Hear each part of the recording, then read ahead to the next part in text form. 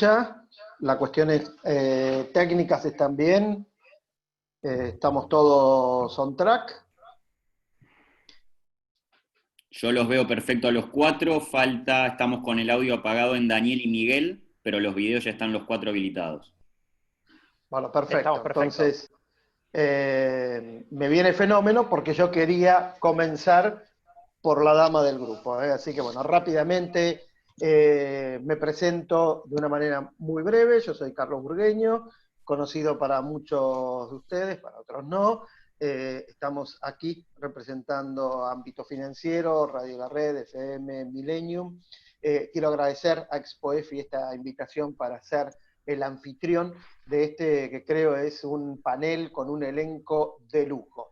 Si hay un lugar donde todos los que tienen que ver con la economía argentina, la macroeconomía argentina, las finanzas, si hay un lugar donde tienen que estar la clase política, la clase dirigente, es aquí, en este panel. Hoy, aquí y ahora, como dicen los políticos. Pero bueno, nadie vino a escucharme a mí, vinieron a escuchar a los tres exponentes que tenemos en este, repito, panel de lujo. Esto va a estar organizado de la siguiente manera: 18 minutos para cada uno de los panelistas, de los tres panelistas, y después vamos a tratar de organizar, a partir de las preguntas de ustedes, inquietudes nuestras, algún breve, muy breve y obviamente civilizadísimo debate de lo mucho que hay que discutir en la economía, en la macroeconomía de hoy. Si me permiten, vamos a comenzar por la dama. Primero presentamos a todo el panel. Van a estar con nosotros Marina Dal Poyetto, economista de la UBA, de la Universidad Torcuato Di Itela, directora ejecutiva de EcoGo.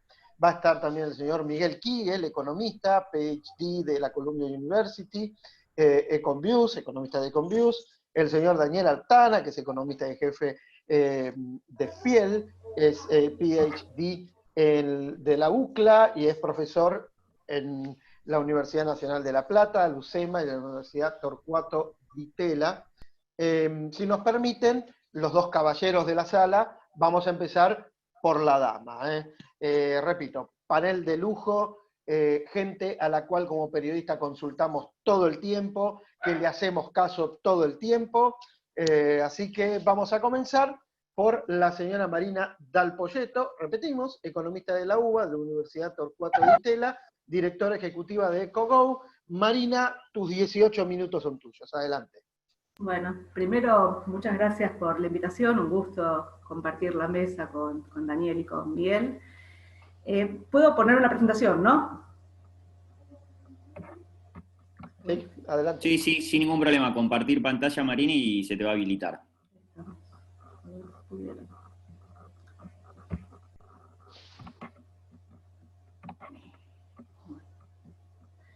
A ver, yo voy a tratar de...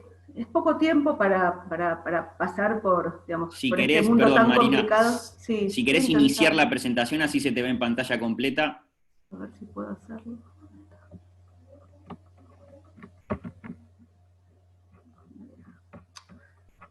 ¿Hay problema? Sí. No sé por qué no puedo. Perdón. Igual, Marina, tranquila, esto es como los partidos de fútbol, es un tiempo muerto, no cuentan dentro de tus 18 minutos.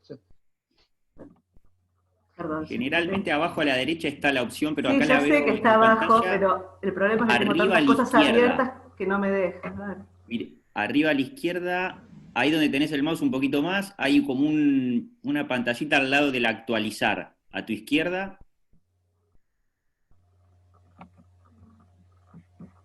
Acá está. Ahí está. Bueno, ahora sí, perdón. Ahí está, perfecto. Bueno, a ver.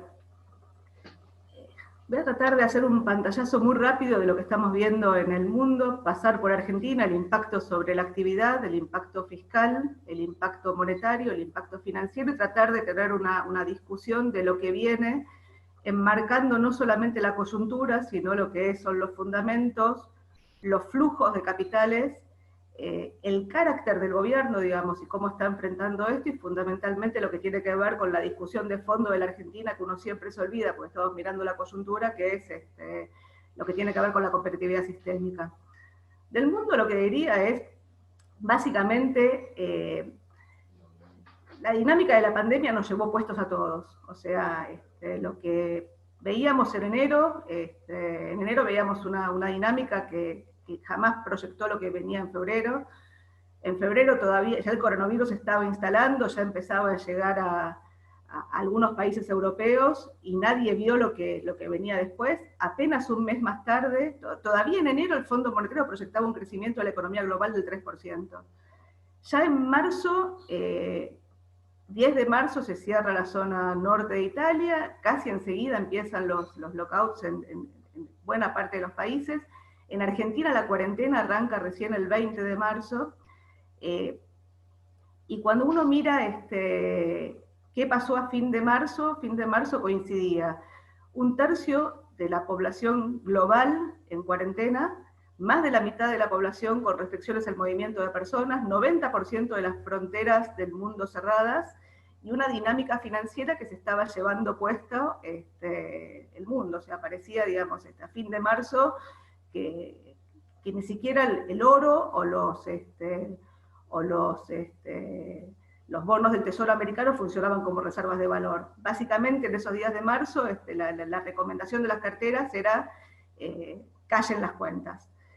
En ese momento lo que tuvimos fue un accionar muy rápido de los bancos centrales del mundo desarrollado y de los países, que por un lado, digamos, mandaban a la gente a su casa y lo que se venía detrás era un desplome de la producción, con caídas que llegaron a ser del 30-35% en las bolsas americanas, desplome en los commodities, devaluación de todas las monedas contra el dólar. El accionar de los bancos centrales, cuando uno lo mira, fue inédito. Uno lo que ve es la Reserva Federal inyectó en apenas 2 meses, 3 meses, más de lo que había sido la suma de los 3 QEs de la crisis financiera anterior, 15 puntos del PIB, el Banco Europeo, el Banco de Japón. O sea, lo que uno ve es una reacción inédita de la política monetaria, no solamente tasa cero, sino inyección, duplicación de la hoja de balance de la Fed, creación de vehículos especiales para comprar activos financieros, y eso puso un piso a la desestabilización financiera. Ya en marzo, ya en abril, la dinámica financiera se empezaba a estabilizar y lo que veíamos era el pico de la pandemia en el mundo desarrollado. Las imágenes eran imágenes dantescas, contando muertos en Nueva York, contando muertos en los principales países europeos. Esa dinámica, digamos, que veíamos a mediados de abril, digamos, ya en mayo empieza a ceder, y ya en junio lo que estamos viendo es un desarme muy rápido de las cuarentenas en el mundo desarrollado, un pico de los contagios en el mundo emergente y en algunas zonas de Estados Unidos donde los picos no habían estado antes, y una dinámica financiera donde prácticamente volvimos a foja cero. Cuando uno mira la dinámica de los mercados, la sobrereacción de los bancos centrales lo que hizo fue, bueno, reacomodó lo financiero, la economía real en el mundo desarrollado empieza a acomodarse, y en el mundo en desarrollo lo que estamos viendo es el pico de los contagios, y en simultáneo al pico de los contagios lo que estamos viendo es, distintas reacciones de los países para tratar de controlar el pico de los contagios. En enero el Fondo Monetario proyectaba 3% de crecimiento de la economía global. En abril proyectaba 3% de caída de la economía global. Ayer sacaron las proyecciones de crecimiento de la economía global, hablan de 5% de caída, la OECD habla de 6% de caída, y todos pronostican, digamos, escenarios con rebrote o sin rebrote del coronavirus. Cuando uno trata de mirar eso, digamos, qué es lo que pasó en la región, uno lo que ve es que las caídas en abril, o sea, los números que uno tiene son inéditamente altas y similares a lo que estamos viendo en la Argentina. Cuando uno mira, acá que uno tiene Argentina, Chile, Brasil, México, Colombia, cuando uno mira la tendencia, la verdad es que Argentina, desde la crisis financiera hasta hoy, junto con Brasil, fueron los 2 escenarios, digamos, fueron las 2 economías que menos crecieron en la región. O sea, son dos casos de fracaso, digamos, de dinámica global. Yo lo que quisiera, digamos, es, antes de empezar a meterme, digamos, hacer una discusión un poquito más de fondo de Argentina. O sea, si uno tiene que plantear ¿cuál es el objetivo de los países? O cuál es uno lo que diría es, lo que deberían hacer los países es maximizar la tendencia y minimizar el ciclo en torno a esa tendencia. Argentina, la verdad que lo que ha hecho a lo largo de sus últimos años, cuando uno mira una serie de los últimos 50 años, desde, si quieren, la primera gran crisis de Argentina, que fue el Rodrigazo, Argentina fue exactamente al revés. Argentina tiene una historia, una tendencia extraordinariamente mediocre en relación a lo que es el comportamiento global, y tiene una dinámica de ciclos mucho más pronunciados de lo que tiene que ver con la dinámica global.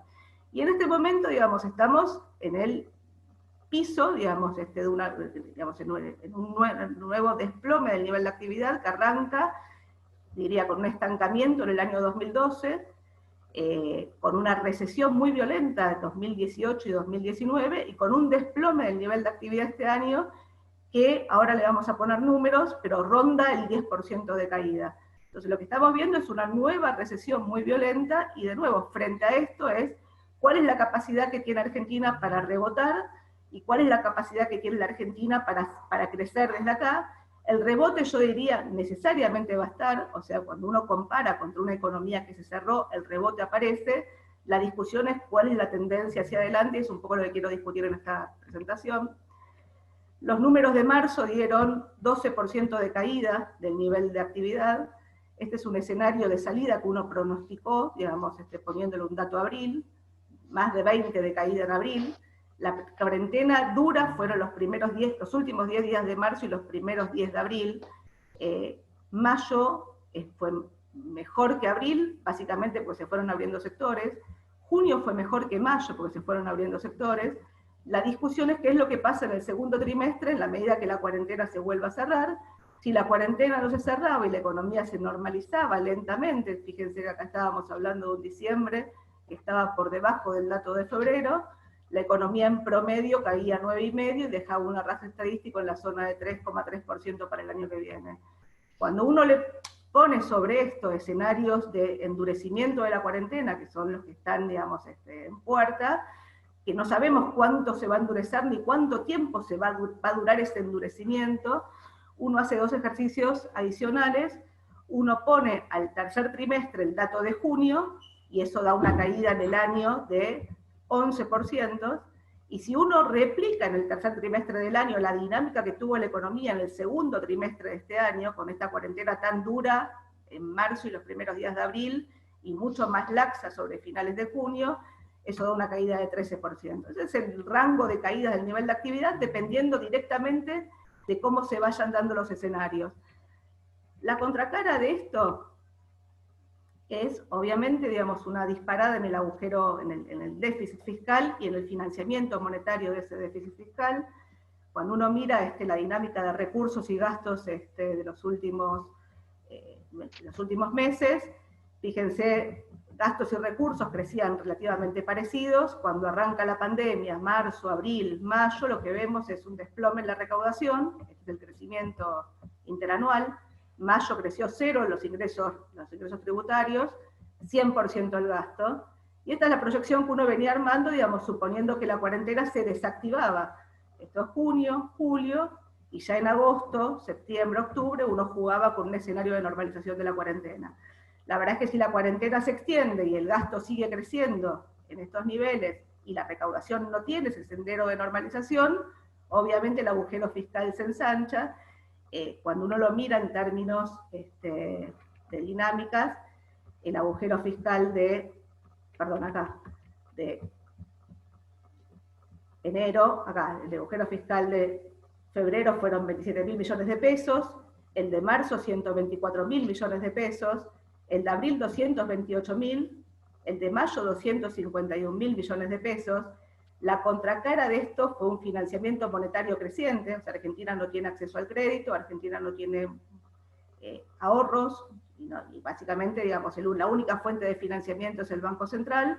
El Banco Central fue aumentando el financiamiento, 100.000 millones de pesos en febrero, 200.000 en marzo, 300.000 en abril, 430.000 millones en mayo, y si uno mira lo que va de junio, van cerca de 200.000 millones de pesos, con lo cual el número de junio va a ser seguramente similar al de mayo.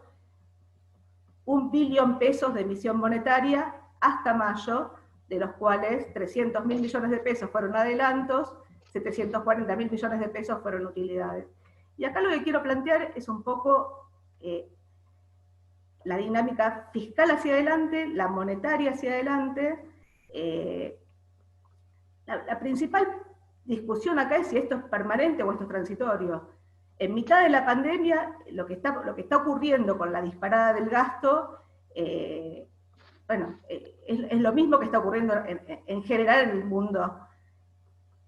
La pregunta es si este aumento en el agujero fiscal de estos meses es fácilmente revertible o no es fácilmente revertible. Para que se revierta, lo que requerimos es que la dinámica de los recursos y la dinámica del gasto vayan exactamente al revés el año que viene. O sea, que cuando contrastemos contra los meses de este año donde la recaudación no crecía, la recaudación se normalice, y viceversa, cuando contrastemos contra el nivel de gastos el año que viene, el gasto prácticamente no crezca. Esto significa que gastos que se están haciendo transitoriamente, los ATPs, los IFES, el programa alimentario, tiendan a normalizarse en la medida que la economía tienda a normalizarse y la recaudación vaya al revés. Si esto ocurre, el año pasado la economía terminó con un desequilibrio fiscal de 0,4 puntos del PIB. Este año, si la pandemia no se extendía, estaba en la zona de 6,5. Si la pandemia se extiende y esta proyección de déficit de 1 punto de julio se extiende a agosto y septiembre, estamos hablando de entre 6,5 y 8 u 8,5. La pregunta es si el año que viene el déficit fiscal puede volver a normalizarse a una zona sin pandemia, y esa es una de las incógnitas que tenemos hacia adelante. En términos de financiamiento monetario, el financiamiento monetario hasta ahora, yo mostré que fue 1 billón pesos. Este es el financiamiento hacia adelante, de junio hasta fin de año, 1,2 billones pesos con ese escenario fiscal de 6,5 puntos de déficit fiscal. Estos son los vencimientos de pesos, de los cuales el manejo que tuvimos del anuncio respecto al BOPOMO, pareciera que hay un porcentaje de refinanciación adicional, digamos, de estos pesos, pero esta es la emisión potencial de pesos que tenemos para el año que viene. Cuando uno lo mira en términos de programa monetario, esta es la amortización del déficit, este es algún pago de los vencimientos de pesos, esta es la dinámica de las LELIQs, o sea, la renta de los pasivos remunerados del Banco Central, y cuando uno mira esto, lo que tiene es una emisión potencial de pesos de acá a fin de año, o sea, 6 meses y medio, en la zona de 2 billones pesos. 2 billones pesos, cuando uno lo mira en términos de dinámica de los pasivos remunerados, fíjense que a las elecciones del año pasado, Argentina tenía 2,5 billones pesos entre base monetaria y pasivos remunerados, hoy tiene 4,4 billones pesos, sumando las dos cosas, y le tenés que sumar 2,2 billones adicionales. Hasta ahora lo que estamos viendo es que parte de la emisión de pesos se está retirando vía LELIQs, o sea, lo que estamos viendo es que el aumento fenomenal tuvo que ver con los pasivos remunerados, de 1 billón a 2,3 billones, fundamentalmente con LELIQs, lejos del error del Banco Central, del arranque de la cuarentena, donde intentó expandir el crédito. El Banco Central está retirando buena parte de los pesos en simultáneo de la economía. Ahora, el problema es la dinámica de esto, o sea, si el agujero fiscal es transitorio, el margen para estabilizar la demanda de pesos con una política monetaria razonable aparece. Si el agujero fiscal no es transitorio, la verdad es que la dinámica monetaria, fiscal, financiera y monetaria termina generando, digamos, un problema hacia adelante, y ahí vamos a meternos en el tema inflacionario. Coyunturalmente la tasa de inflación bajó, la inflación de los últimos 2 meses dio 1,5, la inflación de junio viene dando cerca de 2, la inflación del primer semestre va a estar abajo del 15%. La pregunta es qué es lo que pasa con la dinámica hacia adelante frente a semejante inyección de pesos. El principal canal de conexión de estos pesos fue qué pasó con la brecha cambiaria. La brecha cambiaria se dispara, digamos, en el arranque, sobre todo cuando la inyección de pesos iba a la base monetaria y derrumbó la tasa de interés pasiva y derrumbó la tasa de interés de caución y literalmente financió la brecha. Eso hoy de alguna forma se revirtió, hay un piso a la tasa pasiva, digamos, y un juego donde a los bancos les están inyectando pasivos remunerados. Esto es un negocio de mucho más volumen. La pregunta es cuál es la tasa de interés que se requiere para manejar semejante volumen de pesos hacia adelante. coyunturalmente la brecha cambiaria primero se disparó, esa disparada en la brecha cambiaria, digamos, a fuerza de muchos controles, se fue de alguna forma conteniendo. Todavía la brecha es muy significativa y está frenando la liquidación de exportaciones, lo cual hizo que el Banco Central frenara la entrega de dólares a los importadores y a las empresas para cancelar deudas. Eso permitió que el Banco Central dejara de vender dólares y empezara a comprar dólares, pero esa compra de dólares en los últimos días empieza de nuevo a frenarse. Entonces lo que está es una economía donde tenés fundamentalmente, digamos, una sábana corta de cuando tapás la cabeza te destapás los pies y viceversa. Ahora, pensando un poco hacia adelante, yo, para cerrar con esto, yo lo que digo es, la verdad que si uno tiene que pensar en la economía, uno tendría que pensarlo, digamos, en 4 cuadrantes. Uno son los flujos, ¿no? Otros es qué es lo que pasa con los fundamentos de la macro, qué es lo que pasa con la competitividad sistémica, que esta es la agenda que siempre queda pendiente, y diría que una cuarta tiene que ver con el carácter del gobierno, la forma en la cual el gobierno, digamos, encara los problemas. A mí lo que me quedó claro, digamos, una de las cosas que siempre, digamos, uso para tratar de pensar cómo viene el corto plazo, es la dinámica de los flujos, mata fundamentos. O sea, cuando los flujos están, a nadie le importan los fundamentos, y viceversa, cuando los flujos se corren, los fundamentos de golpe aparecen, y la corrección de los fundamentos se produce de prepo. Ahora vamos a mirar algún número.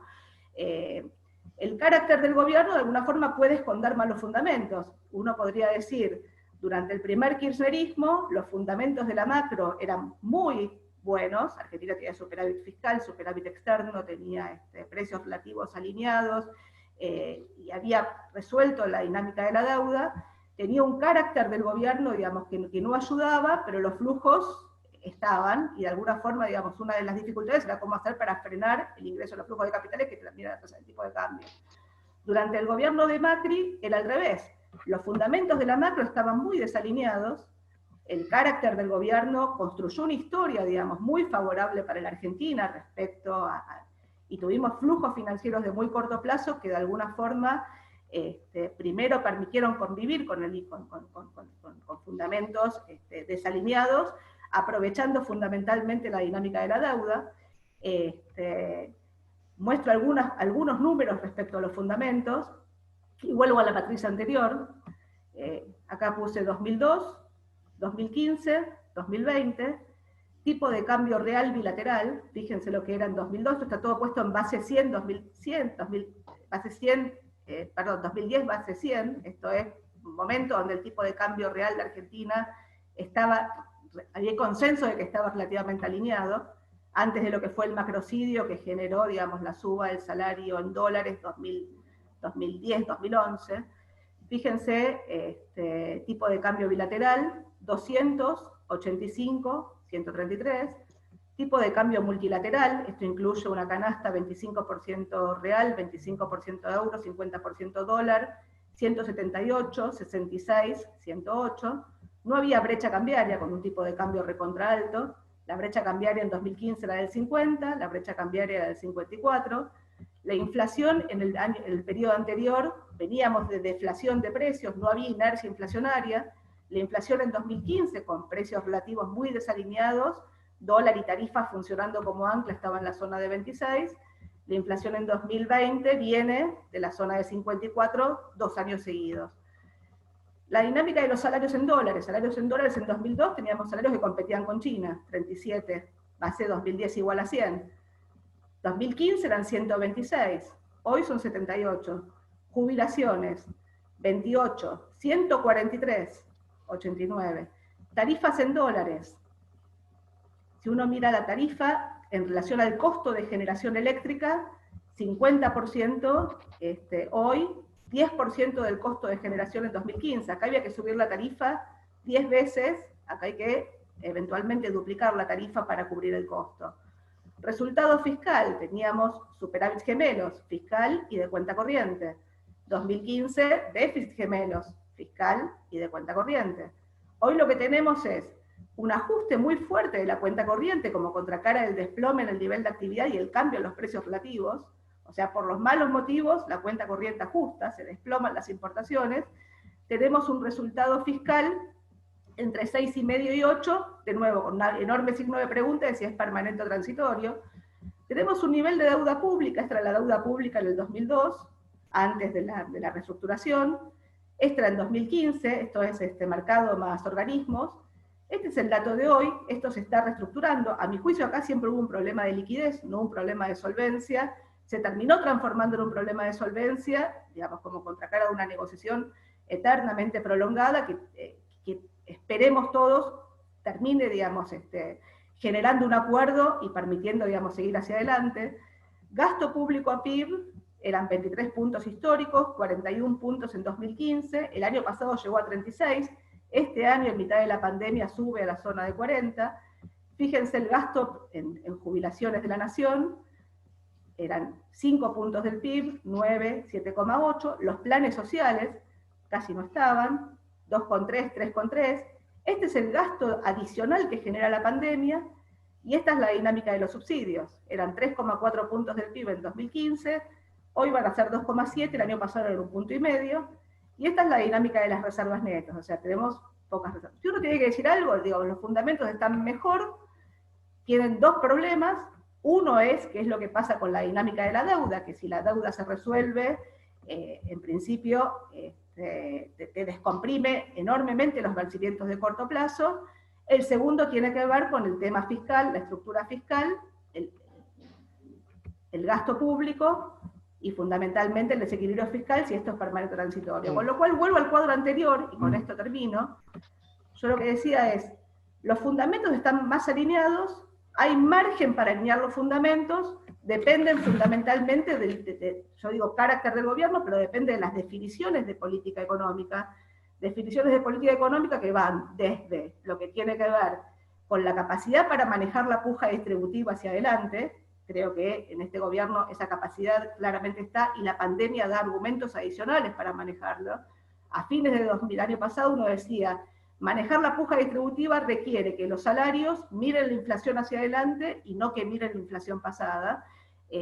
Bueno, hoy pareciera que eso es bastante más probable que ocurra que lo que uno pensaba hacia atrás, aunque la capacidad de compra de los salarios acumula 20% de caída en la capacidad de compra 2018-2019, y este año seguramente sumará algo adicional. Principal signo de pregunta. Segundo signo de pregunta es qué es lo que pasa con el manejo del esquema previsional. Ahí tuvimos algunas señales. El aumento previsional de junio fue del 6,1%. Se pasó un decreto que congela el gasto previsional hasta fin de año. La tercera pregunta es qué pasa con este gasto de la pandemia si no se torna estructural. Ahí hay algunas declaraciones de algunos funcionarios del gobierno que plantean hacer el IFE algo permanente, un ingreso universal permanente. La verdad es que si el IFE se hace permanente para 3 millones de personas, estás hablando de 1,5 puntos estructural de gasto, lo cual la verdad es que claramente te va a sacar del alineamiento de los fundamentos de la macro. O sea, ahí hay que mirar, digamos, cómo sigue. Estás hablando de 2 o 3 millones de personas, es casi que cobran 2/3 de una jubilación mínima, o sea, es casi un programa similar a lo que fue la moratoria previsional con los costos en términos macroeconómicos que está teniendo. Después hay una discusión, digamos, de cuál es el esquema previsional que quiere el país. Lo otro que diría es cuál va a ser la dinámica, digamos, de las tarifas hacia adelante. Este año claramente hasta fin de año no nos van a ocurrir. Año que viene es año electoral, signo de pregunta. La tercera pregunta, bueno, es qué es lo que pasa con el arreglo de la deuda, y después otras señales, digamos, que van desde el manejo de Vicentín, digamos, la puja política dentro de la propia coalición de gobierno. Y lo que me gustaría es plantear el tema sistémico, porque digo, suponiendo que el carácter del gobierno se alinea y termina de alinear los fundamentos, en un mundo donde los flujos de capitales vuelven a aparecer, la verdad es que yo antes planteaba la discusión entre tendencia y ciclo. De nuevo, por más que la tendencia sea mediocre, que es lo que uno debería corregir desde el punto de vista de la competitividad sistémica, uno tiende a pensar que frente a semejante caída en el nivel de actividad, la economía debería hacer piso y recuperar, pero de nuevo, depende fundamentalmente de cómo se alineen estas dos cosas, Y en lo que tiene que ver con competitividad sistémica, yo lo que agregaría es, falta discutir una reforma, falta discutir un régimen laboral, un régimen previsional, un régimen tributario, falta discusión en términos de logística, todas las cosas que uno viene discutiendo siempre, pero que en el mundo en el cual estamos parados, donde cuando antes Marcos Lavagna decía no sabemos bien cuál es el mundo que viene, y yo coincido, la verdad es que hay una discusión enorme respecto a la disponibilidad de los flujos. De momento los bancos centrales inundaron de liquidez y hay dólares para todos. Del otro lado, lo que no sabemos es en qué medida la globalización que vimos va a ser parecida a la globalización que viene. Por ahora las imágenes del mundo post-pandemia, en aquellos países donde la pandemia pareciera estar cediendo y se empiezan a abrir, es que la normalidad es bastante parecida a la normalidad pasada, pero va a haber cambios estructurales, y lo que no pueden hacer los países es ponerse enfrente. O sea, los países pueden sostener el contrato social, pueden sostener empresas, pueden sostener los ingresos de las familias, obviamente dependiendo de la capacidad que tenga cada país para financiar esos esquemas de política económica. No es lo mismo el mundo desarrollado que el mundo en desarrollo, pero lo que no se pueden poner es enfrente de un cambio estructural que viene dado. Entonces, ahí yo agregaría 2 o 3 cosas. Hoy estamos discutiendo, hoy salió un decreto de regulación del teletrabajo en un contexto de pandemia. La verdad que es una situación inédita donde están todas las empresas tratando de adaptarse a esa nueva situación. Digamos, regular en este contexto, ciertamente, digamos, a mi juicio, no genera... Marina, te pedimos redondear, por favor. Dale, lo último que diría ahí es la capacidad para estabilizar la macro. Dependiendo de cómo se maneje el gobierno en estos meses, te va a permitir que este año la economía caiga entre 9,5% y 11%, dependiendo de la duración de la cuarentena, que la inflación, que el tipo de cambio se siga moviendo en función de lo que lo está moviendo el Banco Central, 2,7% por mes, con un dólar en la zona de 82, 85 a fin de año, una brecha cambiaria a lo mejor algo más baja que la actual, y una tasa de inflación que, si esa es la dinámica cambiaria, podría ubicarse abajo del 40%. Ahora, eso depende fundamentalmente de que el arreglo de la deuda se sostenga, depende fundamental que llegue a buen puerto, depende fundamentalmente del manejo del sendero fiscal que tenga el gobierno, que claramente tiene que ser transitorio y no permanente, y depende de en qué medida, digamos, el carácter de gobierno va dando señales a mediano plazo, incluyendo, digamos, un acuerdo con el fondo, un acercamiento al fondo, que te permita descomprimir los vencimientos que arrancan justo con las elecciones el año que viene. Son muchas incertidumbres, la deuda parecería que algún acuerdo va a haber, probablemente con holdouts. El sendero fiscal, yo tengo dudas, más allá de que hay señales contrapuestas respecto del manejo del gobierno. Ahora, el riesgo de una aceleración de la dinámica inflacionaria post-pandemia, si la dinámica monetaria no se coordina con una consistencia fiscal a mediano plazo, está a la vuelta de la esquina, y si eso ocurre, la capacidad de rebote y recuperación de cara al año que viene empieza a estar muy condicionada. Otra vez volvemos a tener escenarios binarios que van a depender fundamentalmente del margen de maniobra de la política económica en los próximos meses. Gracias, Marina Alpoyeto. Ahora le damos el espacio al amigo Miguel Kigel, economista, PhD de la Columbia University, director de EconViews, hincha de River, después tendremos un hincha de Boca, yo soy de Independiente, así que ecuánime todo esto. Marina, no sé si querés confesarte en cuanto a tu simpatía. Yo soy de Boca, somos ¿De Boca? Sí. Bueno, bien, minoría parece hoy. Entonces, Miguel Kigel, adelante, tus 18 minutos arrancan ya.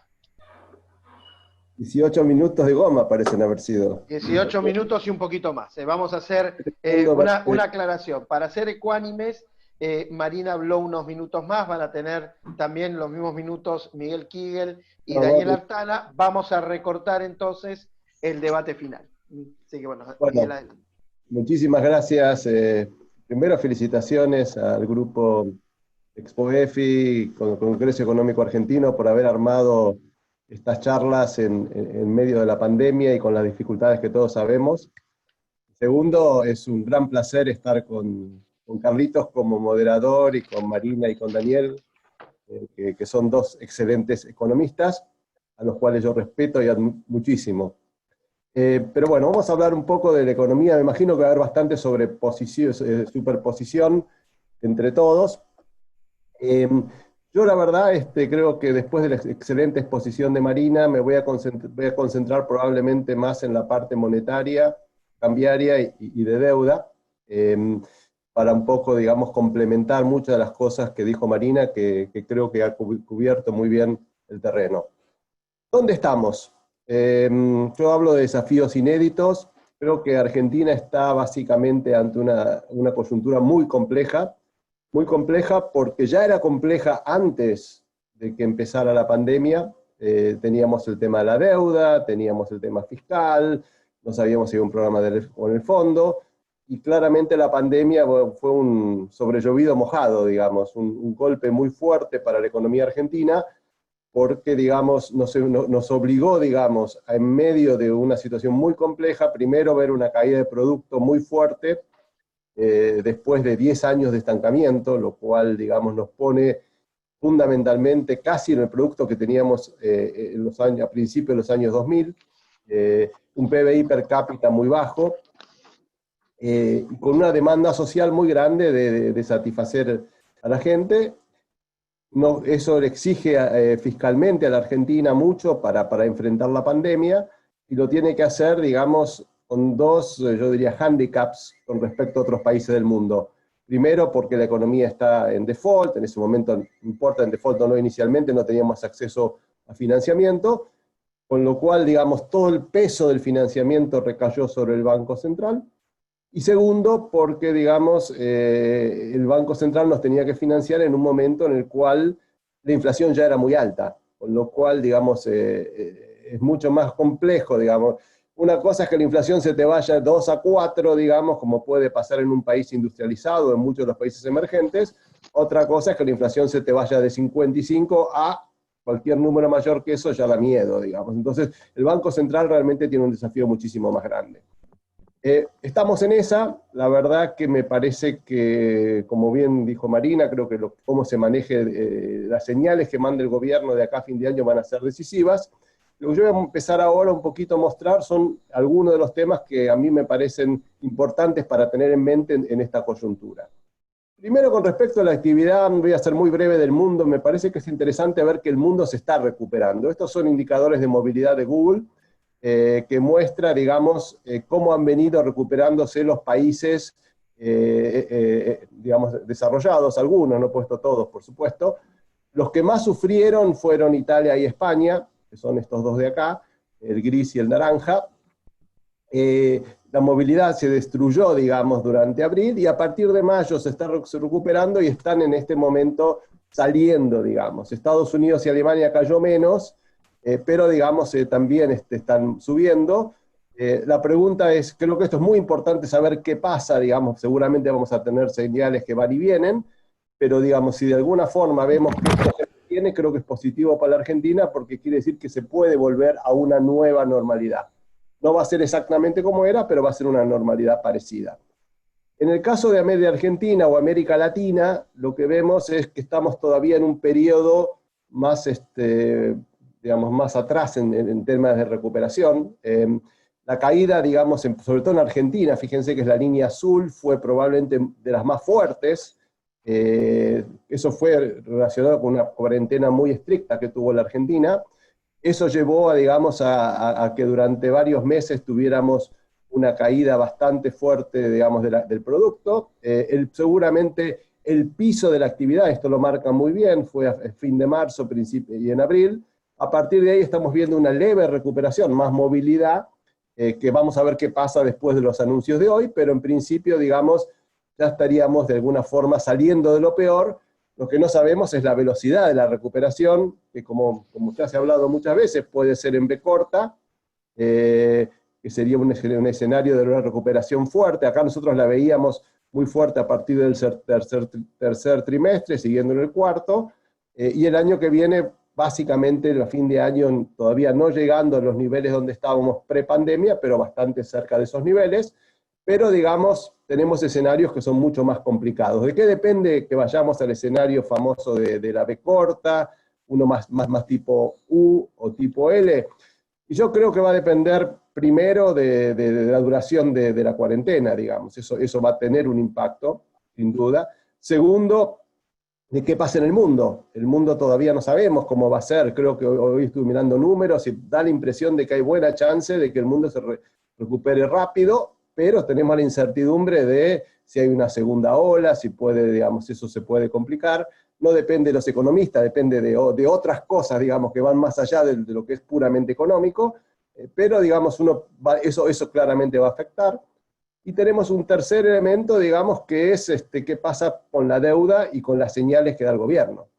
La deuda se ha demorado bastante más de lo que sería bueno para este escenario B corta. Cada mes que se prorroga creo que sigue la incertidumbre y claramente eso genera problemas, mantiene el riesgo país alto. Dentro de una economía que está complicada, encima saca ganas de invertir para muchas empresas. Y hoy en día, digamos, si esto se sigue postergando, las chances de un escenario en B corta que empiece en el tercer trimestre son menores, digamos, ¿no? O sea que creo que mucho de esto va a depender de lo que viene. Pensamos que las proyecciones que hizo el fondo de caída del 10, casi 9,9 a 10% del producto, las que mencionó Marina, hoy en día estamos en ese rango. Nosotros pensamos que puede ser un poquito más.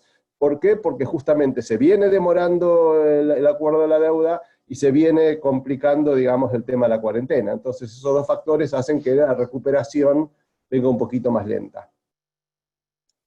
Esa recuperación, obviamente, que lo que ha tenido es un impacto fiscal grande. El déficit fiscal estaría en el orden del 6,5-7, un primario de aproximadamente 5 para este año. Veníamos realmente en una situación donde el primario se venía reduciendo, obviamente que la pandemia hizo inevitable este aumento en el gasto público. Yo creo, digamos que ahí el tema no es que había que hacerlo, digamos. Yo creo que el tema requería un estímulo fiscal, ayudar, digamos, a las empresas, asegurar que digamos, los más vulnerables tengan ingresos, asegurar, digamos, los pagos de salarios de las empresas. Yo creo que eso era inevitable. En algo se está compensando porque ha habido una caída, se está viendo una caída en salarios reales en el sector público, se está viendo una caída en jubilaciones en términos reales. Eso de alguna forma suaviza, digamos, esta caída y este aumento del déficit no hace que sea mayor, pero el déficit está ahí y el tema más grande del déficit es cómo se financia. Ella ya lo cubrió Marina, pero yo voy a hacer algunos comentarios adicionales. Nosotros hicimos un cálculo muy a grosso modo, con brocha gorda, digamos, tratar de ver cuánto cuesta el déficit fiscal adicional por la pandemia. Nosotros nos da un número de aproximadamente 4,2% del producto. De nuevo, es una estimación. Va a depender mucho de cuándo se salga de cuarentena, qué tipo de asistencia el gobierno siga manteniendo, pero en el peor momento calculamos que el costo es más o menos 1 punto del producto, un poquito más de 1 punto del producto por mes, el costo fiscal de esta cuarentena. O sea, cuánto dura la cuarentena y cuánto, digamos, se mantienen de los subsidios va a ser central para entender el déficit fiscal del año, y creo que es uno de los elementos que el gobierno va a tener que tomar en consideración al momento de cuánto le extiende, porque costar no sale gratis, ¿ok? Sale caro en términos fiscales. Entendemos lo que se hizo en abril y mayo, pero me parece que de ahora en más entramos en una zona donde es más riesgoso, desde el punto de vista puramente fiscal, extender la cuarentena. Y ahí viene enseguida la pregunta de cómo se financia. Acá voy a complementar algunas cosas de las que dijo ya Marina. Básicamente hay dos temas, ahí vamos a empezar primero, voy a ir para adelante y después voy para atrás. ¿Cómo se financió este crecimiento, este aumento en, digamos, el gasto público, en el déficit fiscal? Fundamentalmente con asistencia al Tesoro. Como lo mostró Marina muy bien, en números muy parecidos, es un billón de los nuestros, 1 trillón americano en inglés, fue lo que se dio de asistencia al Tesoro, el Tesoro le dio asistencia el Banco Central al Tesoro, que fueron 1 trillón. La pregunta es, ¿cuánto de eso quedó como aumento en la base monetaria, solamente 223.000 millones. El resto, ¿qué hizo el Banco Central? El Banco Central lo esterilizó. Lo esterilizó quiere decir básicamente lo mismo que hacía en su momento Sturzenegger. Sturzenegger emitía pesos para comprar dólares y después emitía LEVAX. Acá el Banco Central emite pesos para financiar el Tesoro y después emite LELIQs. La LELIQ es una especie de LEVAC, con la única diferencia, y es que en vez de llegar a la gente, queda de alguna forma como un encaje de los bancos. Entonces, cuando uno mira este gráfico, ve que hubo aproximadamente 1 trillón de pesos de emisión monetaria, eso es lo que aumentó la base monetaria, y se esterilizó prácticamente de un 75% vía LELIQs y pases, pero bueno, está ahí.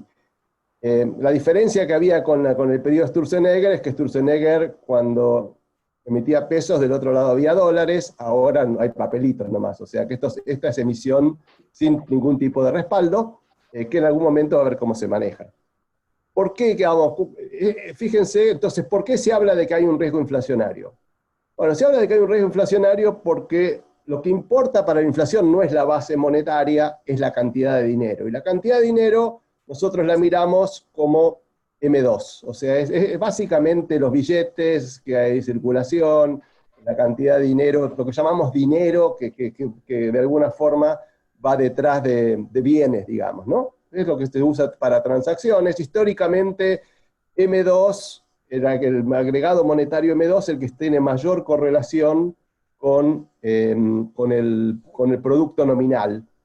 Como si uno se abstrae del producto con la inflación, digamos, como piensa la gente.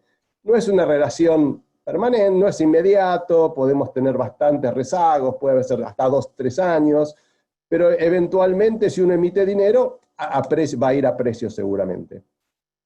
Especialmente este dinero que está en circulación. Bueno, ¿qué hemos visto? Que la cantidad de dinero M2 subió aproximadamente 100% en lo que va los últimos 12 meses. Uno diría, bueno, 100% es inflación 100%, la respuesta es no. Porque empezamos de un nivel muy bajo. Fíjense que el año pasado, este es M2 sobre producto, que da una idea, digamos, cuánto dinero hay respecto del producto. Digamos, históricamente debía estar acá, en niveles de 8-9% del producto. Acá estaba en 6, hubo una primera emisión que logró recomponer, y hay una segunda emisión que lo que llevó es que el M2 se fuera para arriba. Hoy tenemos un M2 a PBI del orden del 11,5% o del 11%, que es bastante más alto del promedio del 9% de los últimos años. Eso lo que indica es la gente hoy tiene más dinero de lo que debería o lo que querría tener, con lo cual sobran pesos. ¿Por qué esos pesos no se van a bienes? Bueno, porque la gente hoy no está gastando tanto, está siendo más prudente, quiere tener pesos por razones precautorias, y por lo tanto, digamos, ese dinero no se está yendo a inflación, pero digamos, si ese dinero no se saca en algún momento, creo que tenemos un riesgo inflacionario importante. Digamos, para de alguna forma, digamos, es muy difícil que la inflación en algún momento no pegue un salto teniendo esta cantidad de dinero en la economía. Puede no ser inmediato, puede llevar bastante tiempo. En la pandemia la gente quiere tener más pesos, o sea que no los gasta, con lo cual, digamos, hay un tema de saber el timing, pero en algún momento eso puede pasar, seguramente va a pasar. ¿Cómo viene sacando uno de los temas que habíamos hablado es, digamos, qué está pasando con el balance del Banco Central? Mencionamos que ha habido un aumento importante en las LELIQs. Ese aumento en las LELIQs se ve claramente acá. La LELIQ es esta franja, digamos, amarilla que vemos acá, o naranja, que ha subido muchísimo, o sea, es bastante rápido y fuerte la subida entre LELIQs y los pases es otro pasivo del Banco Central. ¿Había alguna alternativa? La respuesta es no. ¿Es una bomba de tiempo? No sabemos, en principio puede ser que no. El Banco Central creo que no tenía alternativa a esterilizar esto. Hoy la está financiando con una tasa del 38%, casi todo, es una mezcla entre pases y LELIQ, con lo cual probablemente la tasa esté más cerca del 30%. No es una tasa muy por encima de la inflación, pero digamos, este es un tema que va a haber que seguir. Digamos, lo que sí es interesante ver es que si uno trata de explicar lo que está pasando es que el gobierno se está financiando con deuda, pero no con deuda del gobierno, sino con deuda del Banco Central. Ese es un poco el resumen de lo que estamos viendo acá. Voy a algunos temas.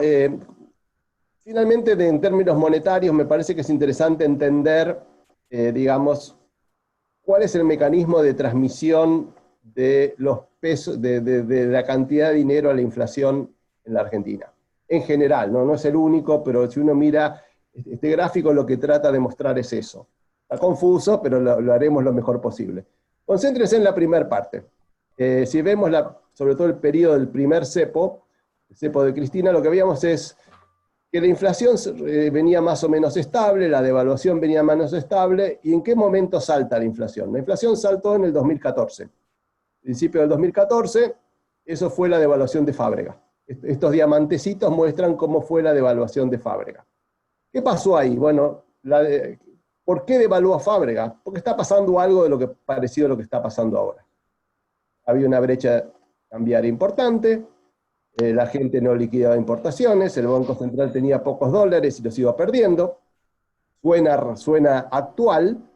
En algún momento el Banco Central se dio cuenta que lo que necesitaba era cerrar la brecha. ¿Por qué existía la brecha? Porque había muchos pesos.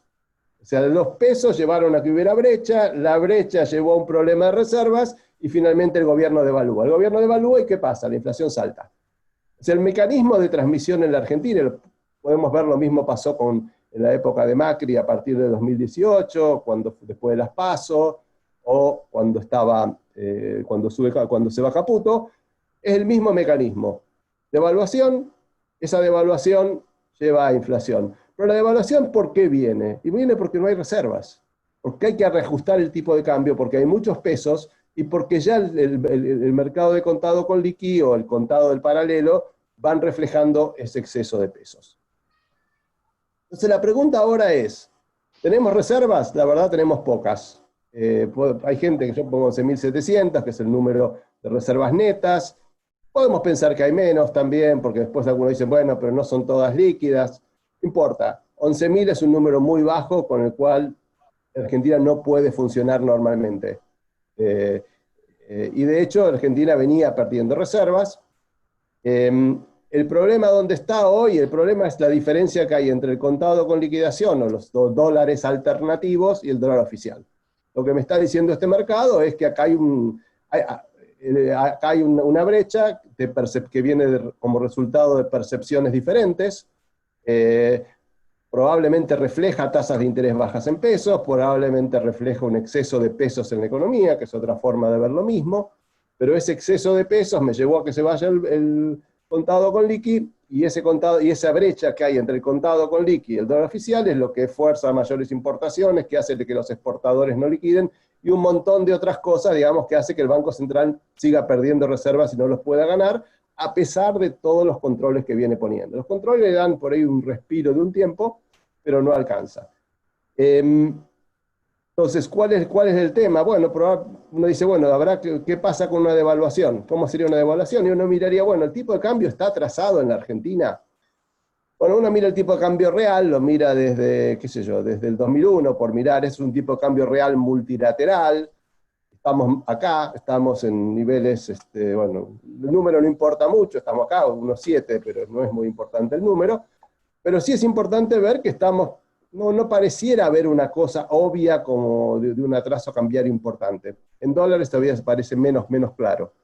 Pero, digamos, a pesar de eso, pareciera que Argentina está en una situación complicada porque, digamos, estamos con falta de dólares, una economía en recesión, cómo se hace para estimular esta economía, y todo indicaría que probablemente una de las fuentes para mejorar esto es un tipo de cambio más alto. O sea, probablemente Argentina necesita un tipo de cambio más alto hoy, no porque estemos atrasados respecto a la historia, pero sí estamos en un momento especial de la circunstancia, un país en default, un país que necesita generar crecimiento y no tiene la posibilidad de hacer política monetaria, no tiene mucho espacio para hacer política fiscal, y si uno se pregunta, ¿cómo salimos de la crisis del 2001? Con un tipo de cambio súper alto. ¿Okay? Eso es un poco lo que estamos viendo, el tipo de cambio súper alto es lo que permitió que la economía empiece a crecer y aumentar las exportaciones y que eso sea una fuente de crecimiento.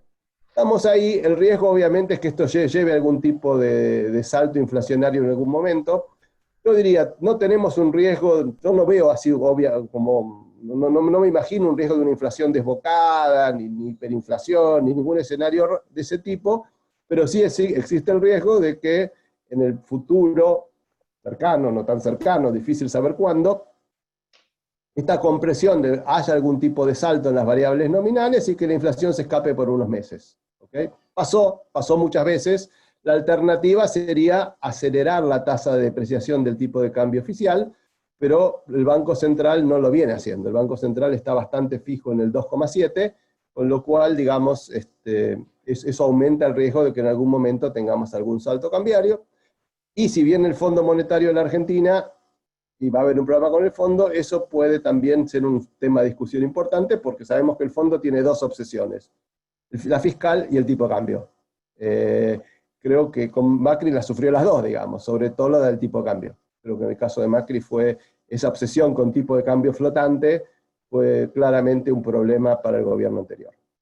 Bueno, me gustaría terminar con algunos temas respecto a la deuda y después charlamos algo. Primero, tema deuda. Está claro, primero, digamos, que el mundo en el que estamos es un mundo de donde los spreads, se ve chiquitito acá, perdón, es medio chiquitito, pero lo que está mostrando es que los spreads que están pagando los países emergentes subieron mucho en marzo, pero después bajaron un poco. Podemos mostrar algunos casos, por ejemplo, en el caso de Ucrania, que es un país que uno mira que se podría parecer a Argentina, en términos de riesgo país, en términos de reestructuración de deuda.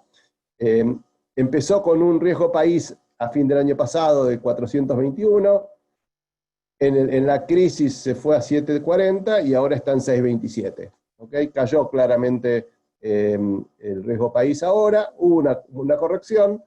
La Argentina está en 2.500, es un número, digamos, difícil, yo creo que estamos en default, pero la pregunta es cómo vamos a estar el día después. Y la verdad que pareciera, digamos, que deberíamos estar arriba de Ucrania, pero cuán arriba es difícil saber. Yo diría, en líneas generales, esta tasa que se está usando para evaluar las ofertas, que es una tasa del error del 10%, es una tasa que no la veo muy lejos de la que debería usarse. Por ahí es 11, por ahí es 9,50, no sé. Pero me parece que es una tasa donde puede reflejar bastante bien la situación que hay. Algunos temas muy cortitos. Primero, que está claro que Argentina está en default, no hay ninguna duda, digamos, el hecho que no pagamos ya nos puso en default, ya se gatillaron los credit default swaps, o sea, Argentina está en default. El acuerdo está cerca, digamos, no debería no llegarse a un acuerdo. Estando tan cerca sería realmente raro que no lleguen a un acuerdo rápido. Obviamente que hay veces que las cosas no funcionan, hay límites para ciertos sectores, creo que va a requerir flexibilidad de las dos partes, digamos, si el gobierno se queda, no, de acá no me muevo, los bonistas se quedan, de acá no me muevo, no va a haber acuerdo. Tiene que haber un proceso de convergencia en algún lugar en el medio. El gobierno viene usando mucho este ejercicio de sustentabilidad que usa el fondo para medir cuánto es lo máximo que puede pagar. Ese es un ejercicio, la verdad, en mi opinión, bastante cuestionable. Tiene muchos errores técnicos, pero para mí el principal tema que uno tiene que discutir en todo esto es básicamente que está basado en políticas actuales, o sea, no considera cambios en políticas económicas, que es lo que el fondo le va a pedir a Argentina cuando empiece un programa, o sea, toma el déficit fiscal dado, toma la inflación como dada, da un montón de cosas como dadas, pero cuando el fondo venga a la Argentina, seguramente no va a tomar todo eso como dada. El fondo venía a Argentina y decir, che, no, yo quiero un déficit, un superávit primario más alto, porque si no, no me vas a poder pagar a los bonistas ni me vas a poder pagar a mí. Entonces creo que hay que tomar, digamos, creo que lo que simplemente digo es que este análisis de sustentabilidad no es la Biblia, no es inamovible. Creo que va a depender y en alguna medida se puede mover en algunos sentidos. ¿Cuáles son los temas que se discuten hoy? Yo creo que están dos temas, los temas financieros, pero también son importantes los temas legales. Los temas legales tienen que ver fundamentalmente con si a los bonistas del 2005-2010 se les va a respetar o se les va a mantener las cláusulas que son mejores en términos de de las que llaman las cláusulas de acción colectiva, de mayoría, ¿se las va a mantener o no? Los del 2010, los bonos de la gente del 2016 se quiere subir esas cláusulas, yo creo que no tiene ningún sentido, o sea, el gobierno no puede ceder ahí, pero la pregunta es si se los mantenemos o no a los del 2005-2010. Pues hay temas técnicos que tienen que ver con la estructura en que se va haciendo la oferta, hay un tema de, habrán escuchado, si tenemos tiempo después lo hablamos, de redesignación de los bonos y de una estrategia Pacman que está dando vuelta por ahí. Si va a haber algún cupón atado al PBI o a exportaciones, a mí me parece que algún tipo de cupón va a haber, me parece que debería ser al Fondo Monetario, al PBI y no a exportaciones, que no tiene mucho sentido un cupón atado a exportaciones. Probablemente por ahí Daniel lo puede explicar mejor que yo, pero tiene que ver con cómo son nuestros ingresos fiscales y que un país puede exportar más y su PBI caer, o sea, un país estando peor tiene que pagar más, no tiene ningún sentido. Y bueno, algunas cláusulas adicionales, como si, digamos, si no hubiera una revisión anual del fondo, eso implicaría un evento de default, etc. Bueno. Últimos minutos, Miguel. Ya estoy terminando, ¿eh? Estamos cerca, debería llegar. Creo que lo que sí va a requerir es flexibilidad por ambos lados. Y ahora sí, para terminar, simplemente yo digo, digamos que, a ver, la situación es muy compleja. No hay duda que la situación es compleja, es inédita, es compleja para Argentina y es compleja para el mundo, ¿ok? Pero yo creo que hay que empezar por dar los primeros pasos. El primer paso para mí en la Argentina hoy es arreglar la deuda. Eso es un primer paso, no alcanza, como bien dijo Marina. Después va a haber que ver un montón de temas para entender cómo Argentina, por ejemplo, va a sacar va a eliminar el cepo, cómo va a actualizar tarifas, cómo va a combatir la inflación, cómo va a reducir el déficit fiscal. Esas son las preguntas que creo que tenemos que empezar a hacernos, porque al final es lo que va a determinar si el país va a crecer o no va a crecer después que pase esto. Gracias, Miguel. Miguel Kigel quiere decirle a la audiencia de la sala que estamos tomando nota de todas las preguntas. Cuando termine la exposición de Daniel Artana, nuestro siguiente expositor, lo que vamos a hacer es intentar por capítulo ir rearmando o armando estas preguntas y ver si podemos tener tiempo para un breve, muy breve debate entre los tres.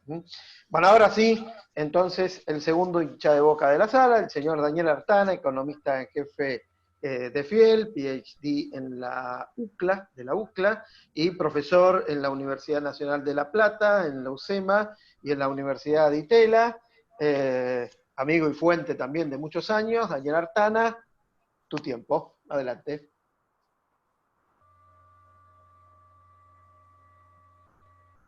No está el micrófono.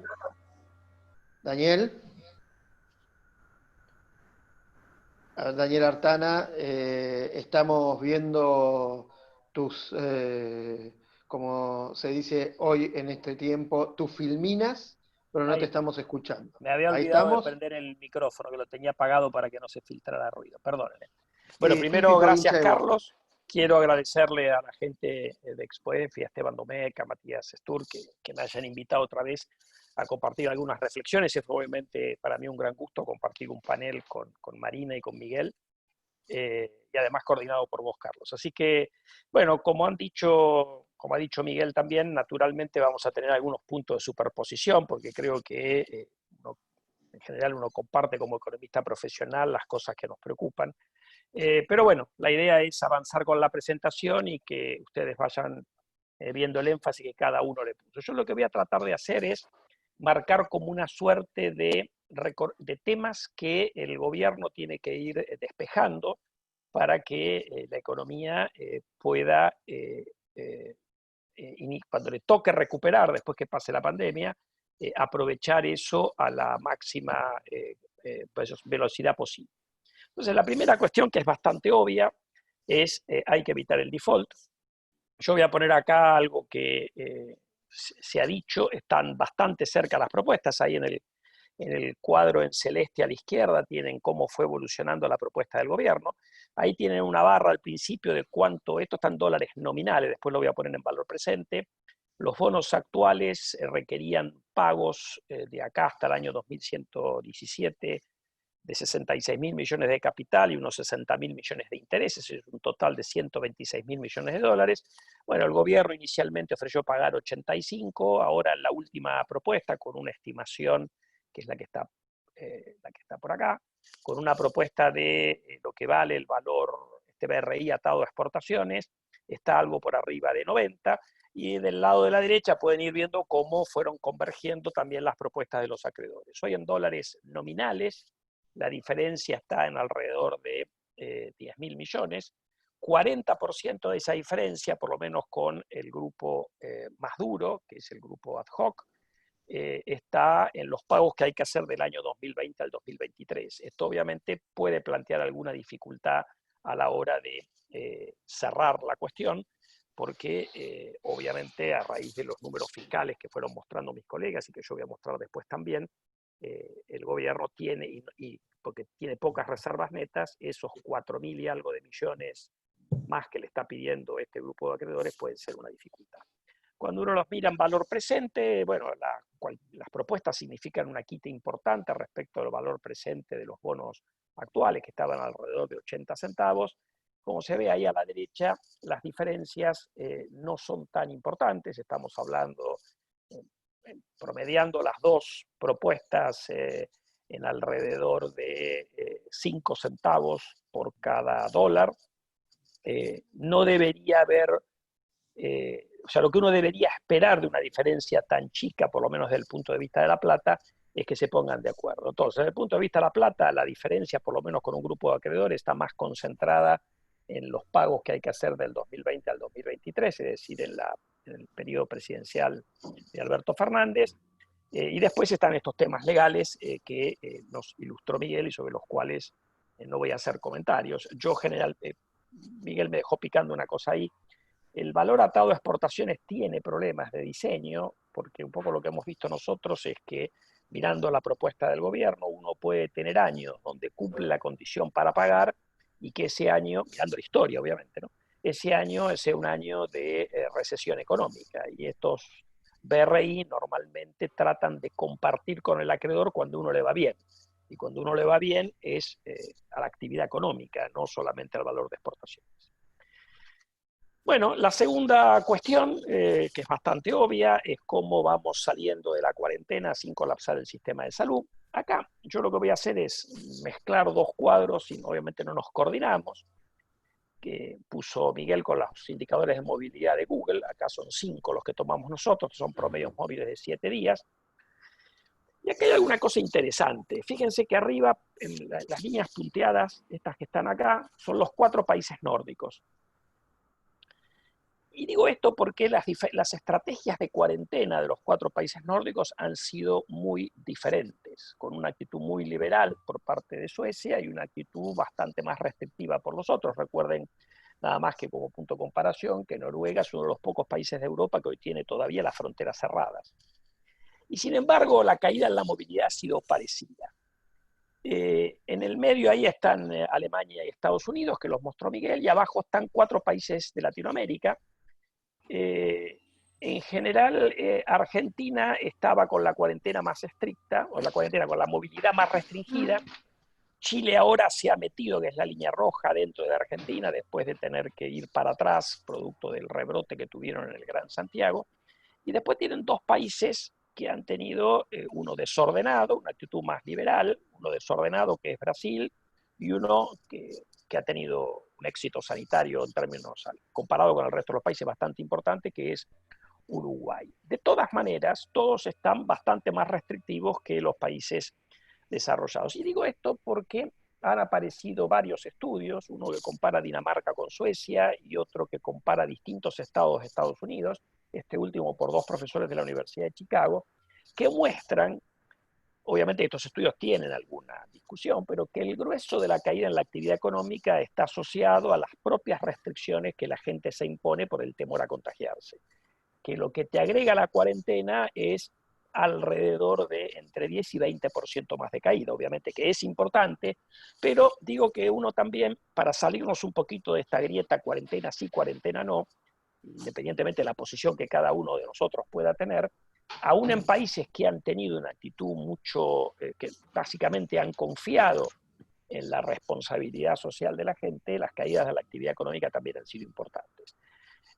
O sea, en la Argentina va a caer más la actividad económica por ahí que en Uruguay, yo digo, va a ser más del doble, pero eso no es explicado únicamente por la cuarentena, sino por las debilidades que tiene la economía argentina respecto de la economía uruguaya, a las cuales me voy a dedicar en un momento. Antes de eso, déjenme que nosotros, producto de estas restricciones de movilidad y con algunos supuestos, estas son nuestras proyecciones de crecimiento interanual del PBI para cada trimestre. El año, para que no tengan que hacer la cuenta, 2020, nosotros estamos proyectando ahora 12%, en marzo proyectábamos 9% de caída, después lo fuimos subiendo a medida que se veía que esta cosa era más complicada de lo que se podía proyectar en marzo, pero otra vez, esto son proyecciones con una alta incertidumbre, obviamente que si la economía mundial y la cuestión sanitaria se van normalizando hacia finales de este año, simplemente una pequeña recuperación significa que uno tendría tasas de crecimiento interanual positivas en el segundo semestre del año como está puesto ahí. Es simplemente que se va a comparar contra niveles de actividad muy bajos, pero esto obviamente tiene más incertidumbre que la proyección para el año 2020. Déjenme ir ahora al tercer punto que también fue analizado por Marina y por Miguel, pero yo voy a tratar de ponerlo de otra manera, digamos, que es muy parecido a lo que hicieron. Esta es otra forma de verlo. En realidad, esto está puesto en pesos constantes, por eso los valores no son, y hay una estimación de junio. En realidad lo que hemos tenido es un déficit fiscal computando total, no primario, sino computando intereses también, porque de hecho ha habido algo de financiamiento para pagar intereses de la deuda en pesos, que en el semestre acumularía 1.100.000 pesos. Y esto se ha financiado en gran medida con emisión monetaria, unos 900.000 millones de pesos a valores del año 2019. Sin embargo, como mostraban mis colegas, la emisión neta ha sido, si uno lo mira a pesos constantes, prácticamente nula. La base hoy en diciembre es más o menos parecida a la base de junio, perdón, es más o menos parecida a la que había en diciembre, corregida por el 11% de inflación que tenemos en el semestre. Y la clave es que eso se ha absorbido colocando la Lixipases en los bancos. Ahora, la pregunta que ustedes pueden hacerse es cómo los bancos tuvieron la capacidad de absorber este incremento tan importante en un rubro de su activo. Porque ¿qué tienen los bancos en el activo? Bueno, tienen inmuebles, tienen un montón de cosas, pero básicamente tienen crédito al sector público y al sector privado, y estos encajes, remunerados o no remunerados, contra el Banco Central. Y básicamente lo que ha pasado es que producto de la recesión, el otro componente que nos interesa para la vida post-pandemia es que el crédito al sector privado en términos constantes ha caído un poquito, y básicamente los bancos pudieron cuadrar sus números porque le subieron los depósitos del sector privado. Obviamente hay otras cosas, depósitos públicos, crédito al sector público, pero estoy tratando de marcar lo que a mí más me parece relevante. ¿Por qué subieron los depósitos del sector privado?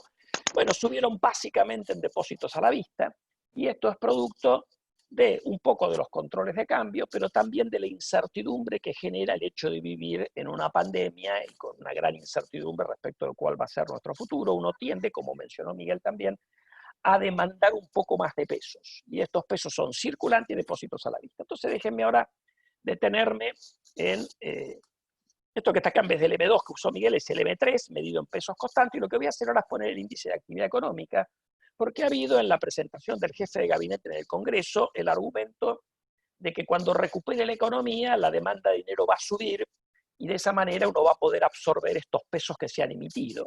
Bueno, el problema es que en realidad el gobierno anticipó la propia circunstancia, anticiparon un aumento en la demanda de dinero que no tiene nada que ver con el colapso de actividad económica que estamos viviendo en el primer semestre del año.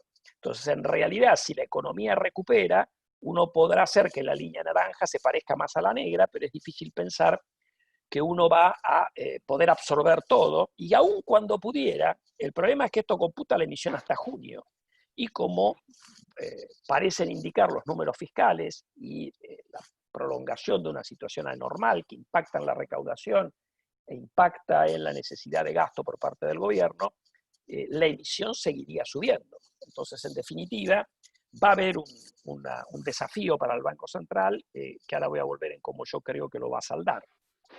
Pero básicamente esto que hace es volver a mostrar el salto inusual en los depósitos a la vista, cuentas corrientes y cajas de ahorro, que se puede ver ahí en la línea verde, que no tiene nada que ver con lo que uno hubiera esperado. Este dinero es transaccional, no tiene nada que ver con lo que uno hubiera esperado siguiendo la línea naranja, que es la que mide el nivel de actividad.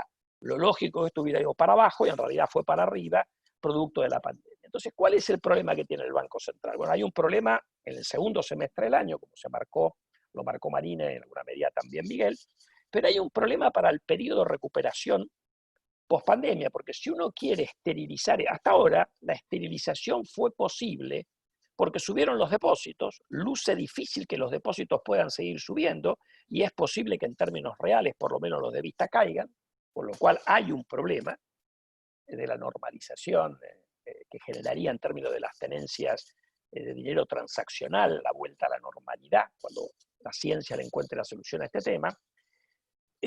Así que por un lado tenemos eso. Por otro lado, lo que tenemos para después es qué va a pasar con el crédito al sector privado, porque si la economía va recuperando, uno debería esperar que el crédito debería ir para arriba. Si el Banco Central, para esterilizar el efecto de la emisión, coloca más LELIQs y más pases en los bancos, no va a haber posibilidad de que el crédito recupere. Así que un poco el dilema que tiene el Banco Central, a mi juicio, va a ser o convalida una tasa de inflación más alta para tratar de que recupere algo el crédito al sector privado, o le pone una dificultad adicional a la recuperación económica, porque en definitiva ese incremento en los depósitos se lo termina llevando todo el gobierno, o el que hemos tenido se lo termina llevando todo el gobierno. Es una variante argentina de lo que uno ve como el crowding out, digamos, que el sector público termina desplazando al sector privado. Así que en realidad la situación ya es compleja y se puede complicar más en la medida en que el Tesoro siga teniendo déficit financiado con el Banco Central de acá para adelante. El tercer tema, y tiene que ver con el tema fiscal, hay una cuestión coyuntural y hay una cuestión de cómo uno va a ir convergiendo hacia el modesto superávit primario de mediano plazo que el gobierno ha puesto en sus proyecciones. Esto que está acá son las proyecciones del ministro Guzmán de déficit de resultado primario en las barritas rojas y el crecimiento de la economía en la línea azul. Como podemos ver, la proyección fue muy optimista para el año 2020 y seguramente también es muy optimista, por lo menos en materia de resultado primario, para el año 2021. Ahí, tanto Marina como Miguel han hablado de un déficit primario para este año en el entorno de 5 a 6 puntos del PBI. Nosotros creemos que esos números son razonables, pero fíjense que eso es el doble de lo que puso el ministro, y el año que viene uno tendría también algo más de déficit de lo que ha puesto el ministro, con lo cual, como todo esto va contra el Banco Central, eso es lo que presenta esta montaña de emisión de la cual hemos visto una parte de la película. En materia fiscal, la otra cosa, que esto está puesto en porcentajes del PBI, sacando ingresos extraordinarios. Fíjense que lo que ha generado en los 5 meses de este año, comparado con los 5 meses del año pasado, a la derecha del gráfico, es una caída de ingresos, como se mostró también, y un aumento del gasto. Ahora, en realidad lo que uno sabe es que no había alternativa a que esto ocurriera. El gasto tenía que subir en asistencia distintas al sector privado, de distintas maneras, familias o empresas, y la recaudación iba a caer producto de la recesión.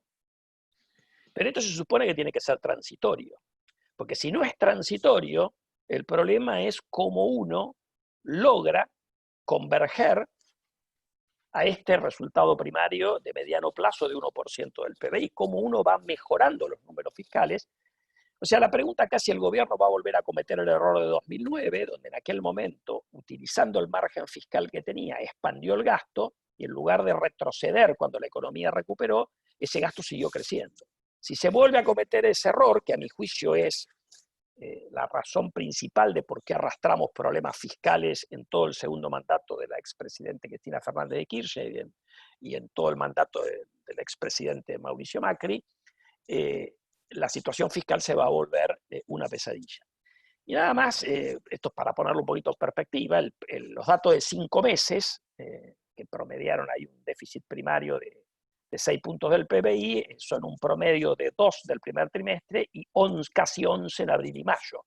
Quiere decir que, ojo, porque tenemos meses que si uno no va convergiendo, por ahí las proyecciones que tenemos los tres, de entre 5 y 6 puntos de déficit primario para el año, terminan siendo optimistas, y acá como va todo contra emisión monetaria, tenemos un problema. Digo esto lo de transitorio es un punto que también lo marcó Marina al final y que yo creo que hay que destacar.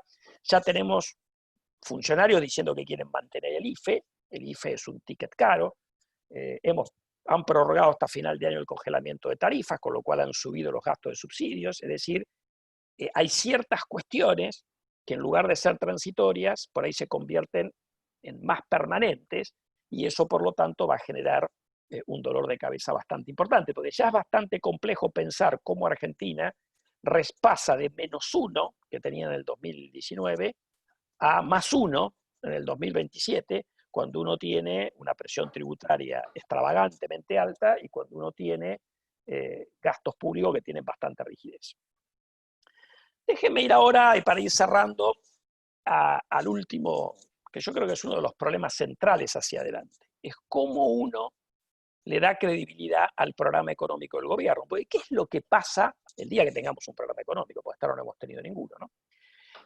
Porque si uno no tiene credibilidad, en parte pasa esto que vemos en la transparencia siguiente, que fue mostrado por mis colegas también. Uno va a una brecha cambiaria, que es la diferencia entre la línea negra y la línea verde, extravagante, incluso mayor que la que hubo en el periodo 2011-2015, que se ve acá en el medio, en la segunda presidencia de Cristina Fernández de Kirchner.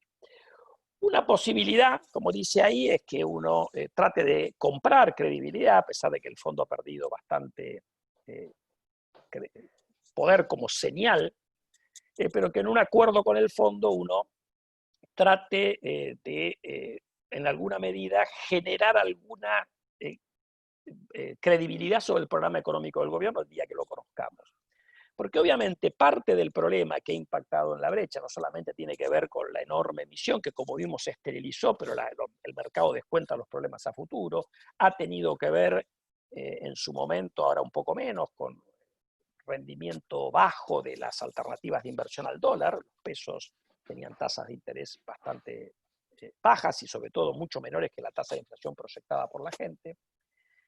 Han tenido que ver seguramente algo con el tema deuda, pero también tienen que ver con algunas cuestiones de incapacidad de entender la lógica económica detrás de algunas decisiones del gobierno.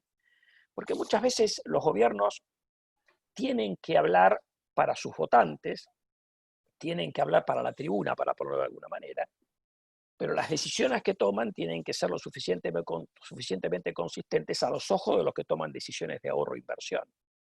Porque si eso no es así, la forma en que uno termina dándole a los que invierten la posibilidad de tener un proyecto que tenga un mínimo de rentabilidad es con un tipo de cambio real recontra débil, es decir, con salarios en dólares muy bajos. Y esto, en alguna medida, lo mostró Marina en su comparación al final, era lo que ocurría en el año 2002, donde uno tenía una economía con un montón de problemas, pero Argentina era tan barata en dólares que había gente dispuesta a tirar una ficha.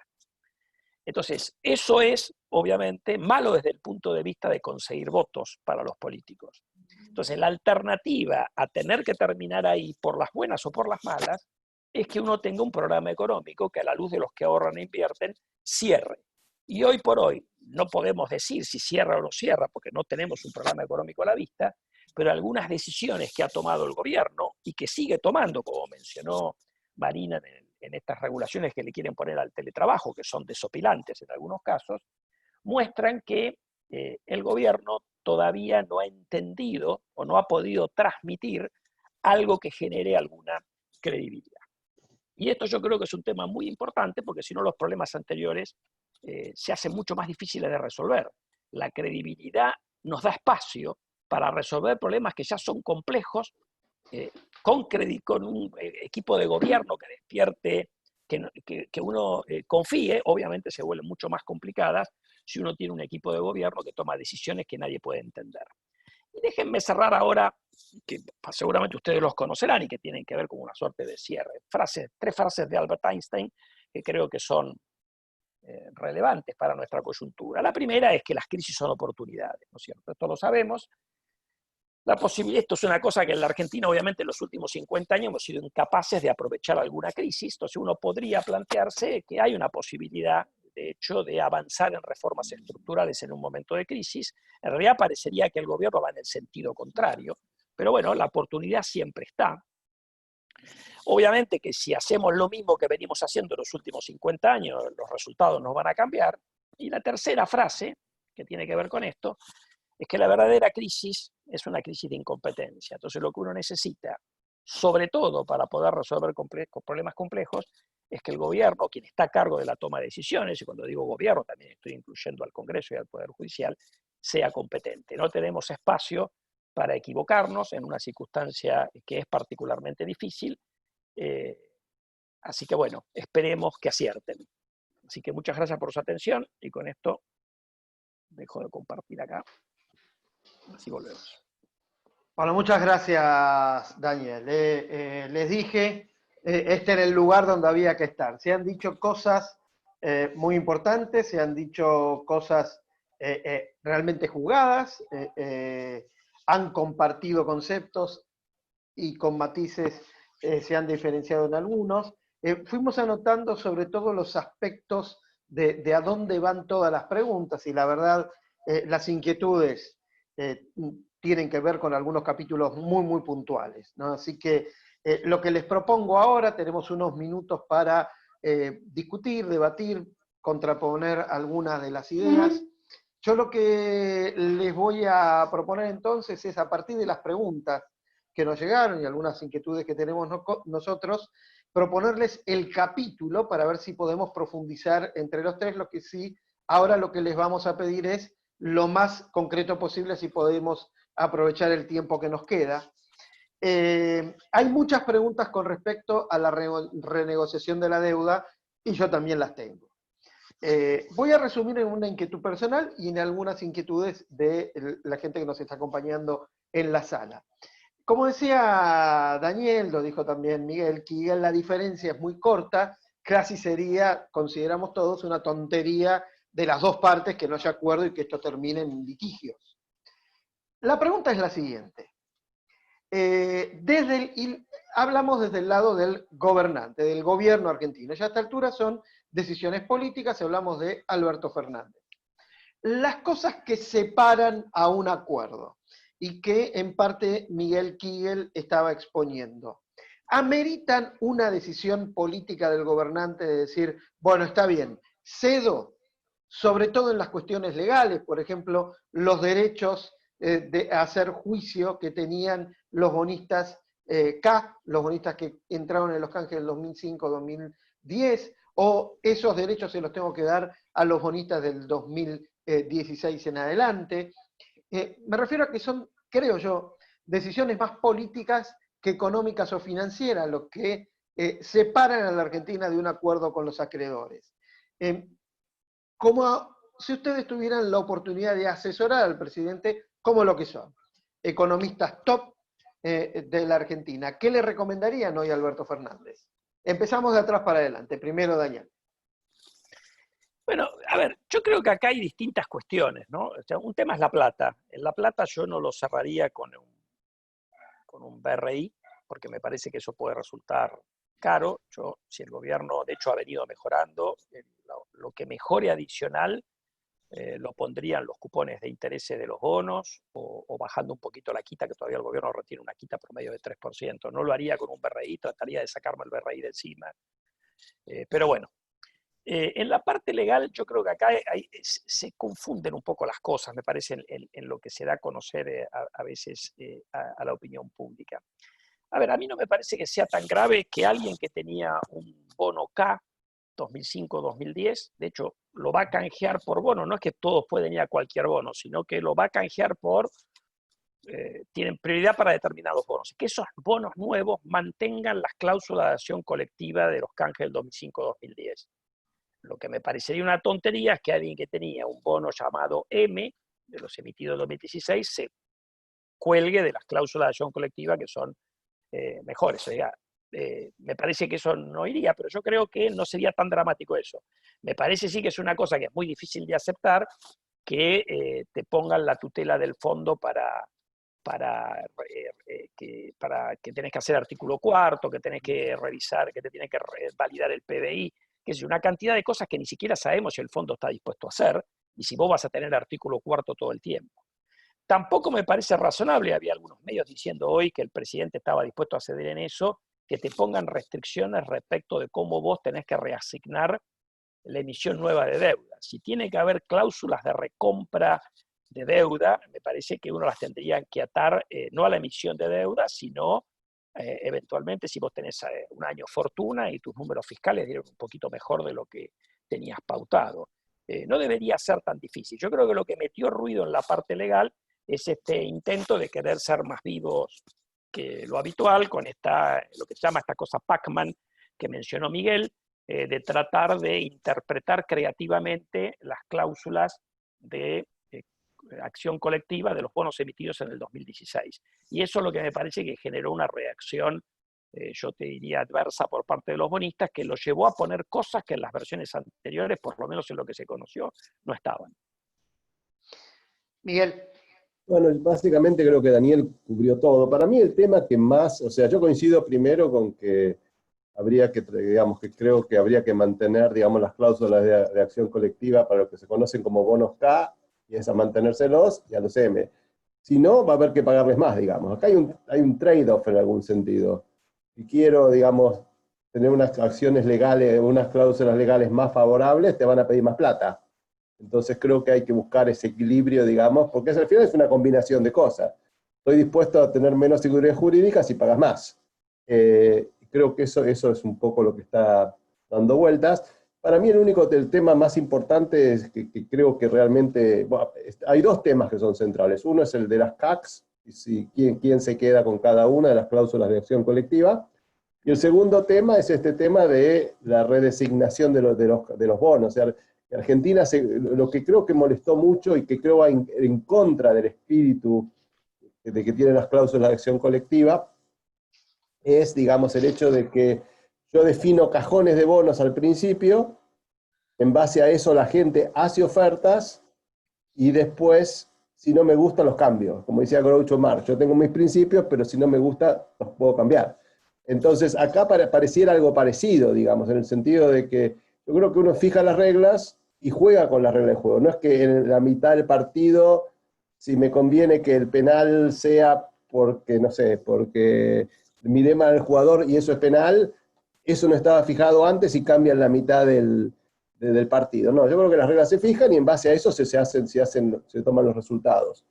Eso es lo que complicó mucho y creo que generó mucho animosidad por parte de los bonistas afuera. Eso creo que Argentina lo podría hacer, no le costaría mucho, sobre todo si hace una oferta donde realmente, como yo creo, va a tener mucha aceptación. Si es una buena oferta y si convence a estos grupos de que acepten, yo creo que la oferta va a volar.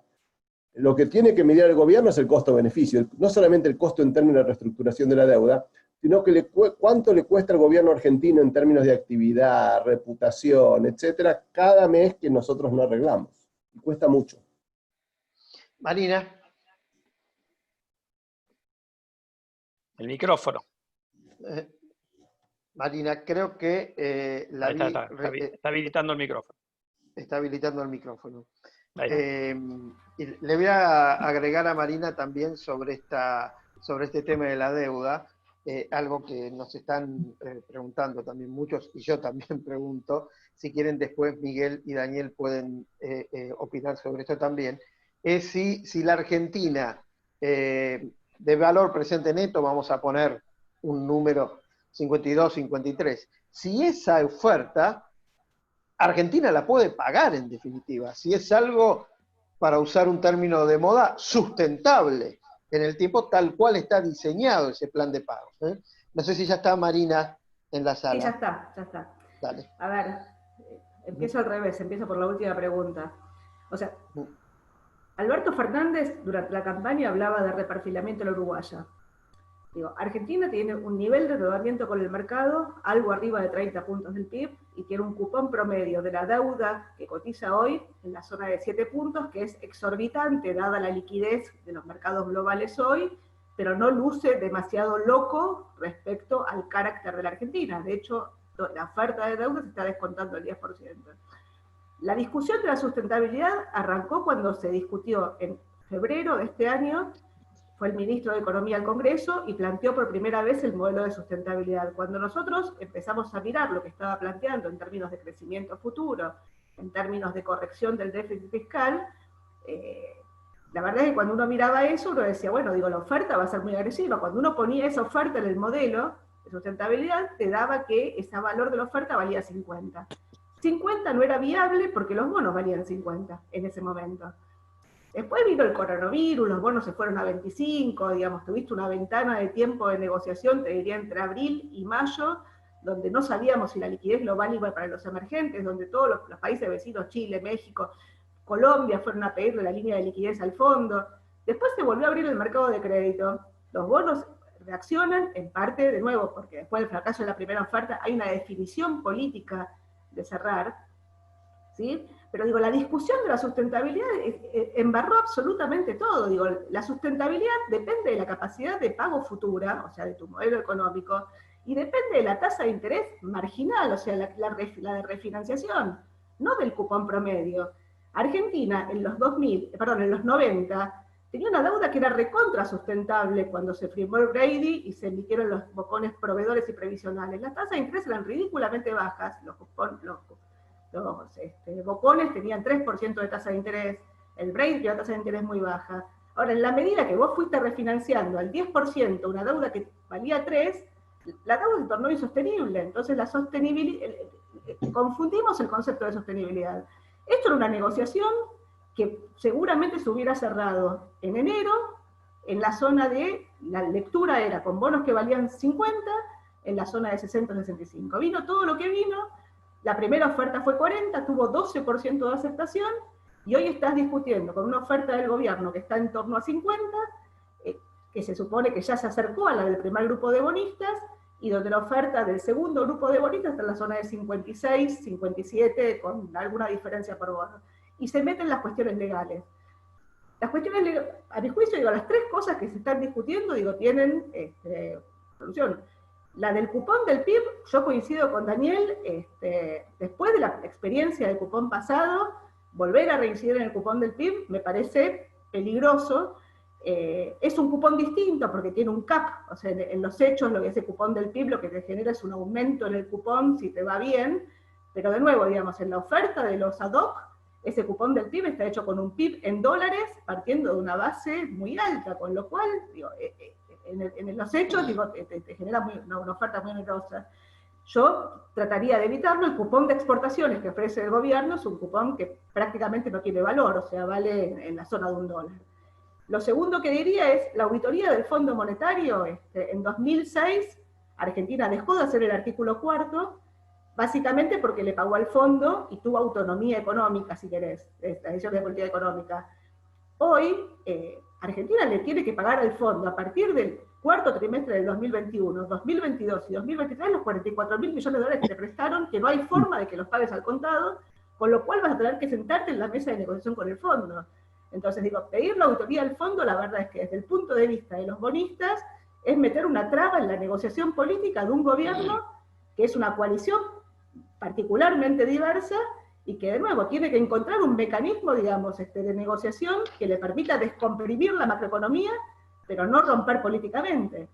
Y con las cláusulas de acción colectiva, mi sensación es que se corrige, a ver, digo, de nuevo, digo, como dijo Daniel, tiene lógica dar el indenture, mantener el indenture 2005 para los bonos K, y en todo caso, en los bonos, los otros, podrás construir un indenture que sea 2020, escribiendo esa cláusula que está siendo reinterpretada, digamos, en inglés correcto, digamos, donde se entienda que la reasignación no se puede hacer, sin necesidad de volver al indenture anterior en términos de mayorías. O sea, mi sensación es que hay margen de maniobra para negociar.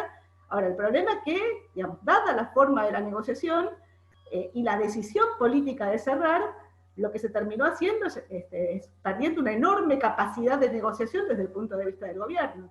Y el riesgo que tenés es que termines pagando una oferta cara y que eventualmente termines teniendo holdouts, sobre todo en lo que tiene que ver con los bonos 2005-2010. Perdón la interrupción, Carlos, 1 minuto para cada uno final, estamos pasados, manejalo vos, Carlos, pero 1 minuto, idea final de cada uno. Mil gracias. Gracias a todos. Yo voy a terminar acá mi participación, así que mi agradecimiento es ahora. Gracias a Expoefi, gracias a todos los que están presentes en la sala, y gracias sobre todo a Marina, a Miguel y a Daniel por la colaboración.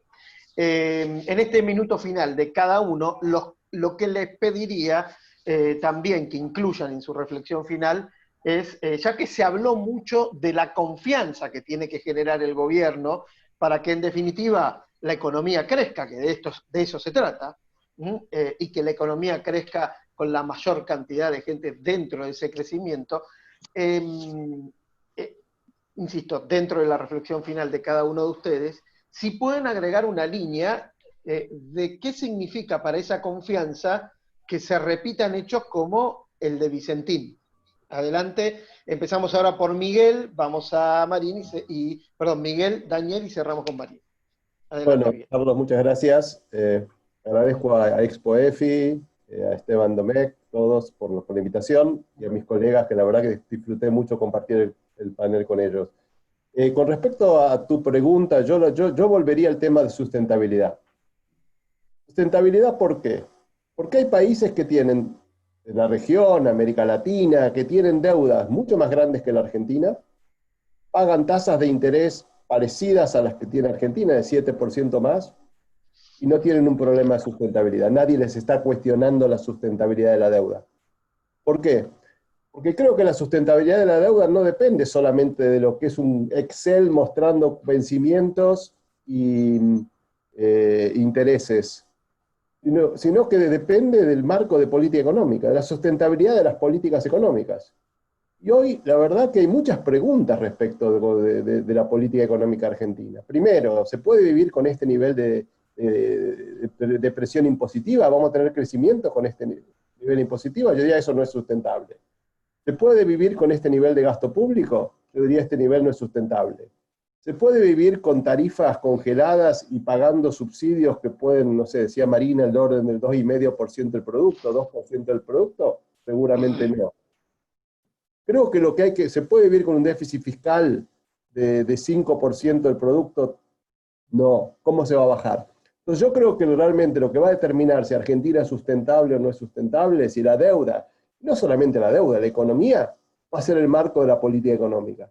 Y ese creo que es el desafío, porque no lo conocemos, porque en estos 50, 60, 70 años, no sé cuánto, no le hemos encontrado la vuelta, y creo que ese es el desafío para la Argentina, no solamente para el gobierno, para la Argentina. Daniel. Bueno, otra vez, gracias a Esteban y a su equipo, y a vos, Carlos, por moderar este panel, y bueno, un gusto estar con Miguel y con María. A ver, para tomar tu pregunta de Vicentín, porque eso marca un poquito cómo se puede afectar la credibilidad de un gobierno rápidamente, digamos. El problema con Vicentín, yo diría, no es si el gobierno se iba a meter en una empresa, que es un problema. El gran problema para mí es que todos los argumentos que dio el gobierno estaban mal. No cerraban con la realidad.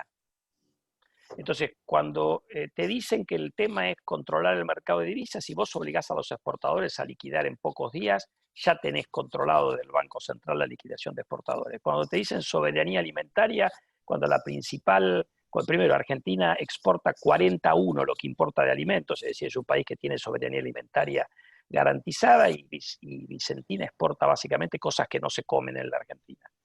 Y así podemos seguir, además sin entrar en la cuestión legal que a mí me excede teniendo una empresa en concurso de acreedores. O sea, en realidad la lógica de la intervención en otras partes del mundo es evitar que quiebren empresas por la pandemia, no que quiebren las que tenían problemas antes de la pandemia, ¿okay? O que entren en un concurso.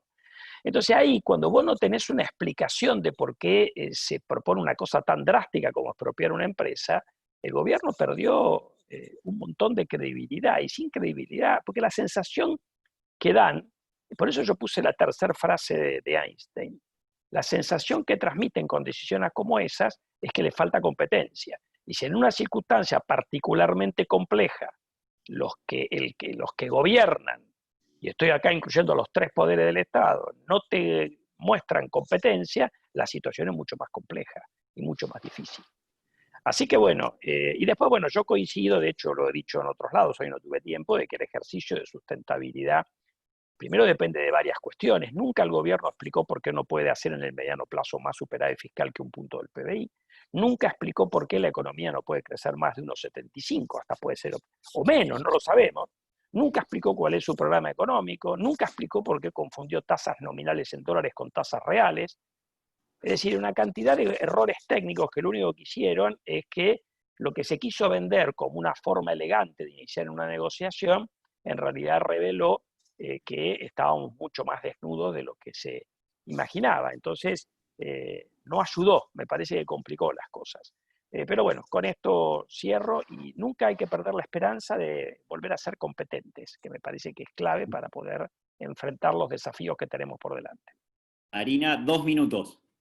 Sí, bueno, a ver, Vicentín me parece que cayó en un momento extraño. O sea, la historia de Vicentín viene de larga data.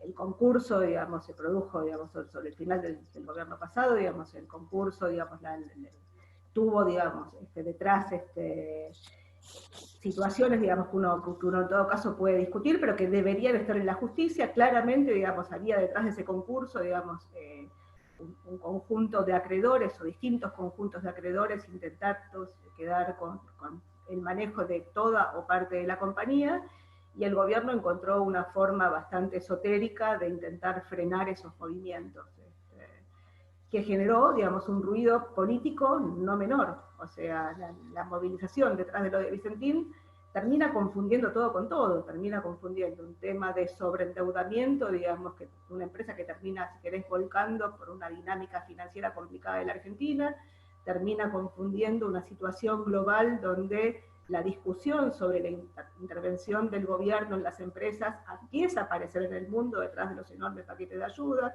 termina detrás de las declaraciones de una diputada de la Nación hablando de que detrás de la ayuda del gobierno a las empresas debería estar el control. Entonces digo, se empieza a mezclar todo con todo y eso claramente confunde lo que yo puse en esa matriz, lo que es el carácter del gobierno. O sea, en el fondo, hoy los flujos de capitales en el mundo vuelven a estar, los fundamentos de la Argentina, dependiendo de cómo se manejen, van a estar, o sea, cuenta corriente, precios relativos, eventualmente un manejo de la deuda sostenible, y fundamentalmente, digamos, si se da la señal fiscal, ahora, esta discusión, digamos, respecto, digamos, al capital o al control del capital, digamos, con conceptos como soberanía energética, como dijo Daniel, digamos, conceptos que confunden o que no se deberían. La verdad que es una olla a presión, o sea, terminaste generando un despiole político en un momento donde la verdad es que no te hacen falta nuevos despioles políticos. Pareciera que eso está como de alguna forma encapsulado. Vamos a ver, y no debería generar una dinámica como fue en su momento la 125. Digo, esperemos que así sea. La verdad que en esta coyuntura particular no hace falta este tipo de dinámicas adicionales.